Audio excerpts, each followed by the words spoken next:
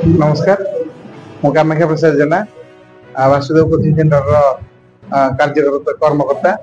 तो आज बहुत चेष्टा पर जो आमर ब्लड डोनेशन कैंप अनुष्ठित कर मोर स्टाफ मैंने बहुत हेल्प कर बहुत प्रचेषा पर कार्यक्रम हो पार्टी। तो समस्ते आसिक आमको उत्साहित कर समस्त धन्यवाद।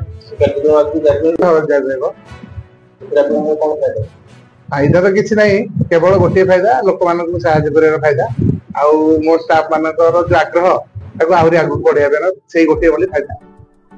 मिश्र चार्टेड अकाउंटेंट यही गाँव में मोर जन्म। आज जो महत कार्य होची ब्लड डोनेशन कैंप, ये तो ब्लड डोनेशन कैंप नुह, ये हूँ जीवन दान कैंप। ब्लड डोनेशन एक बहुत भल जिनस आउ जो वासुदेव कोचिंग सेंटर आज इनिशिएटिव करिछि स्पेशली एटा को बहुत गोटे प्रशंसनीय कार्य।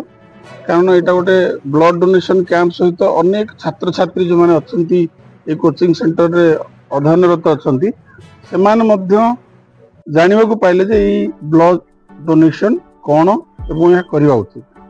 जो जो बयस से जिनटी शिखे शिखिले आज से जीवन सारा ये ब्लड डोनेशन अभ्यास को जारी रखिए मुझे आशा करुच्ची। जहाँ देशर प्रगति रे एवं समाज अनेक लोक जो मान को रक्त दरकार जीवन बचाई से समय साहाय्य करिवे।